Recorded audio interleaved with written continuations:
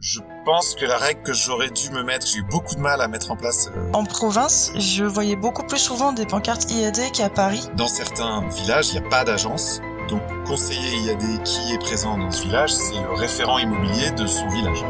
Du coup, vu qu'il n'y a pas d'agence, comment est-ce que vous faites pour que les agents ne se retrouvent pas très vite très seuls? Bonjour et bienvenue dans ce nouvel épisode du calendrier de l'Avent du produit. Pour cette seconde édition, j'ai eu le plaisir d'échanger avec 24 nouveaux passionnés que vous découvrirez jour après jour. Et aujourd'hui, le micro est à Julien, qui est CPO chez IAD. Salut Julien, comment ça va? Très bien, et toi? Bah super, merci. Est-ce que tu peux te présenter en quelques mots? Oui, bien sûr, moi je m'appelle Julien Poileux, j'ai 44 ans et je suis le CPO de IAD depuis maintenant 2 ans et demi. Comment est-ce que tu as découvert le produit?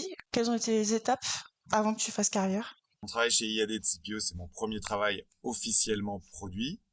Avant ça, j'ai eu une vingtaine d'années d'expérience dans le digital où j'ai fait plusieurs rôles, service client, enfin patron de service client, patron de sales, patron marketing, cofondateur d'une petite fintech, etc., etc. Donc j'ai beaucoup de familiarité avec le monde digital. Et c'est depuis 2 ans et demi que je mets ça en application chez IAD en me focusant vraiment 100% sur le pilotage du produit. Donc c'est à la fois ancien et récent chez moi l'approche produit. Après c'est la notion même la qualité du service qu'on offre a toujours été au cœur des entreprises où j'ai travaillé et des postes que j'ai occupés. Est-ce que tu peux me présenter IAD? Ouais, bien sûr. IAD, c'est une société comme une agence immobilière qui fait de la transaction immobilière, donc comme Century 21, Orpi, etc., etc. La particularité d'IAD, c'est que, c'est une société qui a été créée en 2008, sans agence. Comme elle a été créée à l'époque digitale, il n'y avait pas d'agence physique. Elle s'appuie sur un réseau d'entrepreneurs indépendants qui sont aujourd'hui 19 000 dans 8 pays et qui fonctionne dans un système qu'on appelle marketing de réseau ou MLM, dans lequel ils se cooptent entre eux. Et l'association de ces trois choses permet à IAD d'avoir une différenciation très forte sur le marché, à la fois par le prix, puisqu'il n'y a pas d'agence, les frais sont en général moins chers pour le vendeur et l'acquéreur. Les frais d'agence sont moins chers en fonction de la transaction, puisqu'on est environ à 3,3% en moyenne versus on va dire 5% sur le marché. La deuxième particularité, c'est que comme nos entrepreneurs sont indépendants et assez nombreux, ils sont à la fois très motivés et très proches en ultra proximité avec le vendeur ou l'acquéreur, ou en tout cas avec le bien à vendre. Et ça permet d'avoir une qualité de service qui est supérieure. Et donc sur les systèmes de notation, on a à la fois un prix avantageux et un très bon système. Et ça nous a permis, c'est un peu, je crois, pour moi, le fait d'armes d'IAD, c'est ce qui a permis de se déployer extrêmement vite à l'échelle d'un métier qui est très existant et parce qu'on n'est pas un nouveau métier qu'on invente, la transaction immobilière, ça existe depuis des centaines d'années. Et dans ce métier-là, on a quand même réussi en moins de 15 ans à devenir numéro 1 du marché en France. Donc on est devant Century 21, devant Orpi, euh, même si parfois un petit peu moins connu, mais c'est pas vrai partout. Du coup, vu qu'il n'y a pas d'agence, comment est-ce que vous faites pour que les agents ne se retrouvent pas très vite très seuls?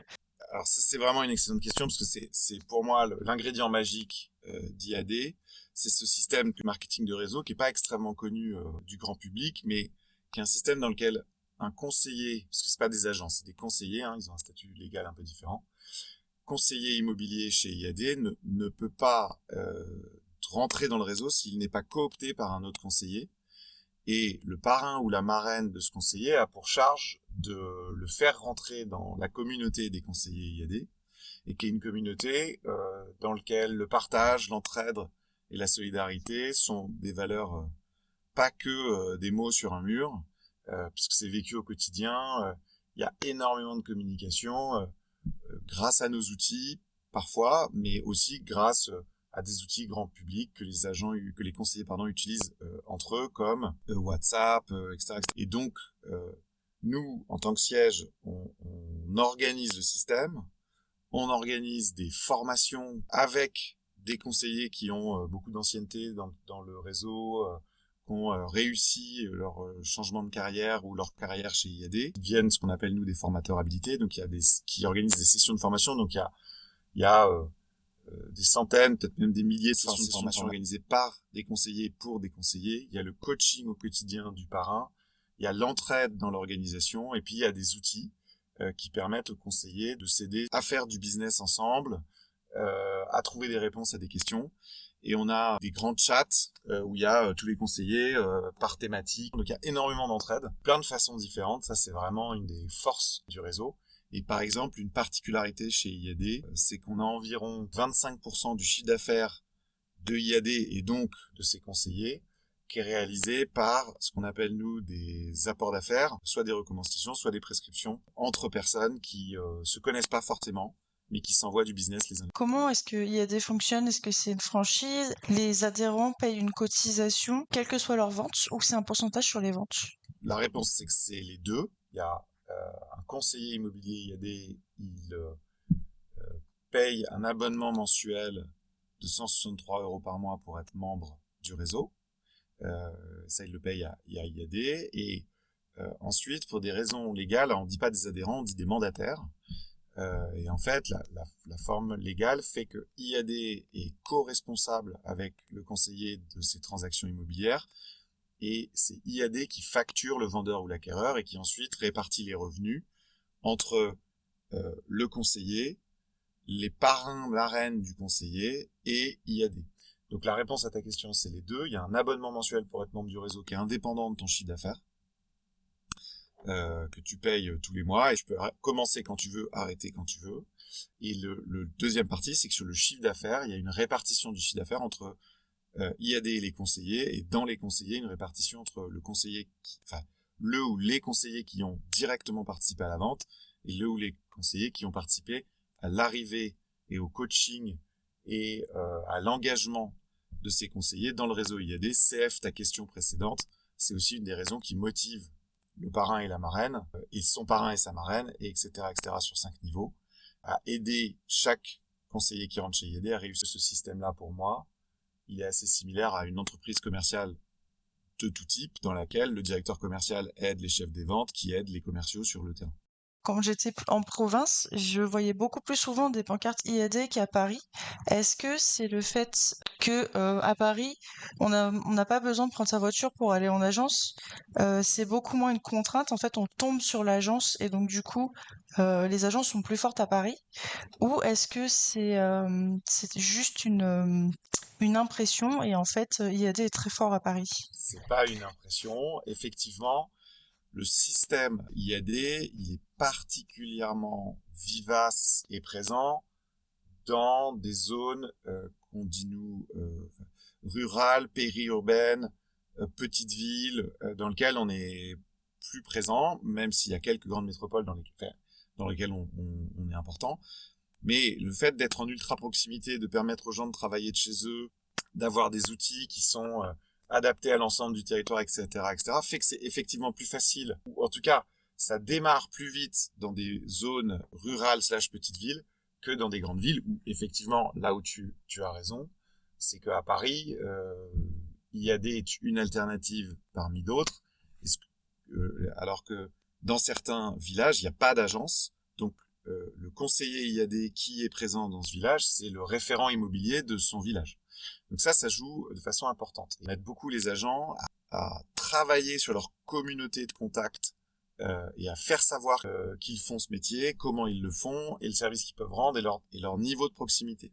Donc ça, c'est vrai que c'est un argument qui porte plus dans un endroit où il y a pas d'agence que dans un endroit où il y a énormément d'agences. Ceci étant dit, on est en progression de part de marché sur l'ensemble, quasiment l'ensemble du territoire français. Je crois que l'ensemble du territoire français aujourd'hui, nous on l'a découpé en zones qui sont un peu plus petites que les départements, mais sur quasiment l'ensemble des zones, on est en progression systématique, même à Paris. Mais effectivement, je pense que là où tu as raison, c'est qu'à Paris, si tu penses à vendre ton bien, bah en fait, tu descends. La difficulté, c'est qu'IAD doit réussir à te capter entre le moment où tu y penses et le moment où tu rentres dans une agence pour faire une estimation. Là, chez IAD, ça se passe soit parce que les gens te connaissent déjà, soit sur le digital. Là où, Paris, tu descends en bas de chez toi, en général, une agence immobilière à moins de 50 mètres, donc le temps pour capter cette attention est sans doute un peu plus... c'est un défi un peu plus important. J'ai l'impression qu'IAD fonctionne plutôt comme un réseau d'agences.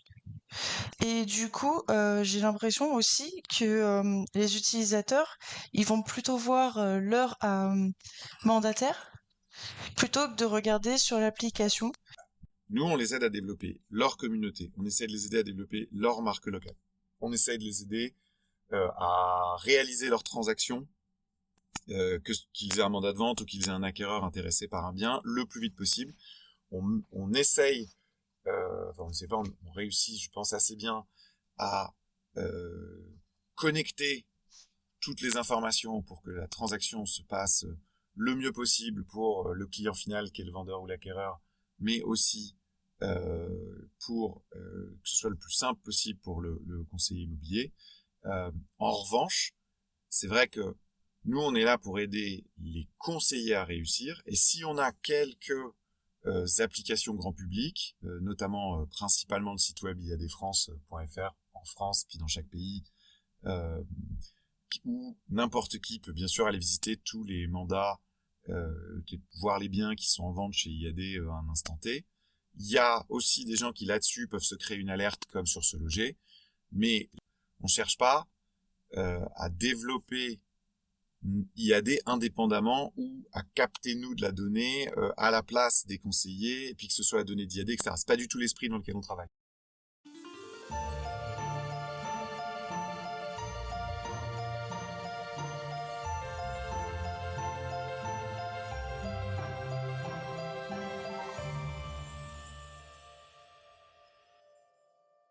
Est-ce qu'il y a quelque chose que tu aurais aimé savoir avant de te lancer dans le produit? Quand j'ai commencé, je te disais, moi j'ai fait vraiment 20 ans de digital, donc j'avais beaucoup de réflexes. Et quand j'ai commencé dans le produit, je pense que la règle que j'aurais dû me mettre, que j'ai eu beaucoup de mal à mettre en place après, mais que j'arrive à peu près à faire aujourd'hui, c'est de mettre en place immédiatement une routine où il faut parler aux utilisateurs une fois par semaine, même si on n'a pas de projet en cours, de questions en cours, etc., etc. Ça, je pense que c'est la chose. Euh, c'est qu'on n'apprend jamais autant que quand on a une conversation avec un utilisateur, que ce soit un conseiller, un vendeur, un acquéreur, peu importe. Mais il faut très vite. Moi, c'est vraiment le point où j'ai mis du temps à mettre ça en place parce que en arrivant, je me suis concentré sur les questions qu'on vient de poser, comprendre le business model et peut-être un peu théorique. Je pense que le produit, la clé du produit, c'est qu'il faut avoir un trépied permanent qui est bien comprendre son business model, la data, etc. Comprendre quand même la logique de méthodo et de framework, qui est un point de veille sur lequel il faut faire attention, je pense. Et troisièmement, les feedbacks utilisateurs. Et c'est toujours difficile. Le fonctionnement interne des équipes et des entreprises fait que c'est toujours difficile d'allouer le temps qu'il faut au feedback, je trouve. Et donc voilà, moi le truc que j'aurais aimé savoir avant, c'est que le premier truc à faire, c'est de se caler une interview par semaine avec quelqu'un et de ne plus jamais changer ce créneau. Du coup, comment est-ce que tu fais pour éviter les biais? Des biais, effectivement, il y en a en permanence. Je suis pas sûr qu'on les évite tous. Nous aujourd'hui, on a mis en place une méthode dans laquelle on va valider nos hypothèses de à 3, 4, 5 endroits différents et avec des façons différentes. Donc on va valider évidemment la data existante pour comprendre si on est dans la bonne direction, si le problème a une taille suffisante, si on fait des feedbacks utilisateurs, si le feedback utilisateur qu'on a, il est représentatif. Moi, je dirais que le plus gros biais qu'on a de notre côté, c'est le risque de généraliser un feedback individuel, puisque on travaille avec 15 000, encore je le redis, parce que c'est vraiment tellement clé chez nous que on travaille avec, on doit produire un service pour 19 000 personnes et on a 19 000 individus qui sont tous des patrons de boîte ou, ou patronnes. Ils ont tous un avis. Et donc la grande difficulté pour nous quand on développe quelque chose, et probablement là où on a fait des erreurs, mais on a maintenant des méthodes d'ajustement, donc je pense qu'on a moins de risques aujourd'hui. Mais au début, là où on faisait des erreurs, c'est que non pas que le truc plaisait pas à 51% des gens, mais il plaisait pas, et il y avait 25% des gens qui étaient pas contents. Et la difficulté, quand on sort quelque chose chez IAD où 25% des gens sont pas contents, c'est que dans les chats, dans les discussions entre conseillers, ça peut prendre une dimension très importante et ça oblige quand même à réagir très vite, euh, prendre un temps d'écoute qui est un temps d'écoute dans l'urgence qui est jamais agréable pour personne, et puis il peut y avoir un impact business pour les conseillers et pour nous, qui fait que ça met la pression. Donc, nous, la façon dont on essaie d'éviter les biais, c'est qu'on a, enfin, je crois qu'on en parlera un peu après, peut-être plus en détail, mais en gros, on a mis en place un club utilisateur euh, qui est représentatif du réseau, de prioriser le truc, enfin, la feature qui est waouh et qui donne envie à tout le monde parce que c'est sexy, mais en fait, ça va pas être très utilisé. Donc c'est waouh, c'est communicant, c'est technologique, etc. Et à la fin, en fait, tout le monde est très content que ça existe, mais les gens l'utilisent pas trop. Ça, je pense que c'est la plus grosse erreur qu'on ait faite, nous.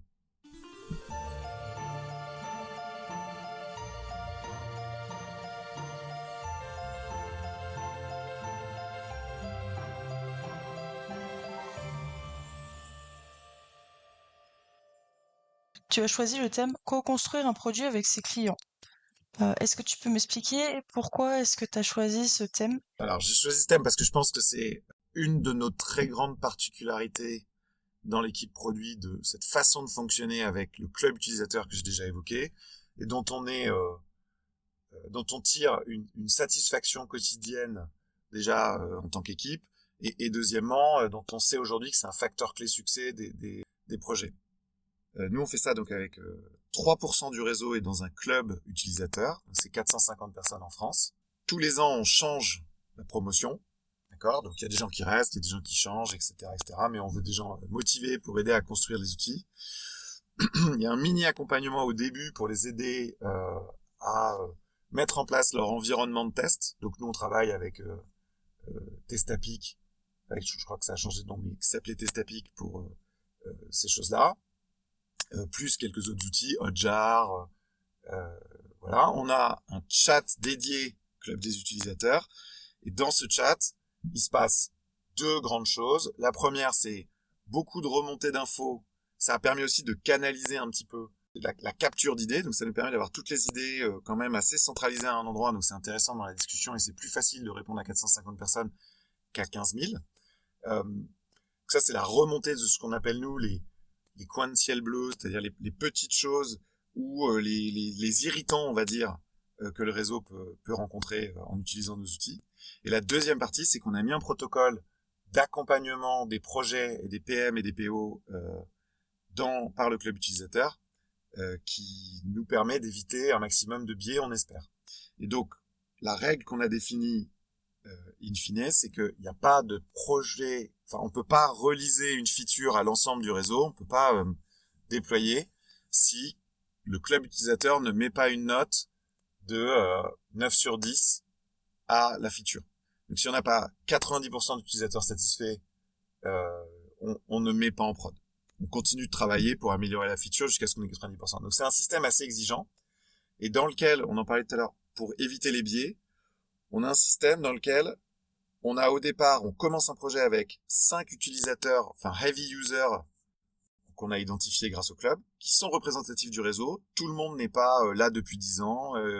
Ça peut être un rural versus un urbain. Ça peut être quelqu'un qui vend que des apparts versus quelqu'un qui vend que des maisons. Il y a plein de choses comme ça qu'on regarde pour bien cibler, pour avoir des personas, mais qui sont en fait des vraies personnes. Moi, c'est ça que j'aime bien, c'est qu'on travaille pas avec des personas. On travaille avec des vraies personnes dans notre projet dès le premier jour. Et on fait avec eux le user story mapping, on fait avec eux des ateliers de workshop pour comprendre leur réalité au quotidien, quels sont les besoins de leurs vendeurs et de leurs acquéreurs qu'on peut les aider à auxquels on peut les aider à mieux répondre, etc. Et à chaque étape du projet, on rajoute des gens du club utilisateur dans le groupe de travail. Comme ça, à chaque étape, on a à la fois des gens qui sont déjà dedans et qui vont commencer à partager nos biais, mais qui sont capables de dire oui, c'est bien ce qu'on avait dit, et aussi des nouvelles personnes qui sont capables de dire ah dis donc je trouve le truc aujourd'hui, ben en fait c'est pas du tout ce que j'aurais pensé, je pensais qu'on travaillait autrement, etc., etc. Merci beaucoup d'avoir participé à ce calendrier de l'Avent. Est-ce que tu souhaiterais dire un mot de la fin? Déjà merci beaucoup, je trouve que la démarche est vraiment sympa. Le mot de la fin c'est le calendrier de l'Avent, je vais dire joyeux Noël. Merci d'avoir écouté cet épisode, j'espère que ça vous a plu. Vous pouvez retrouver un résumé en vous inscrivant à la newsletter sur afternoon.pm. À demain pour un prochain épisode.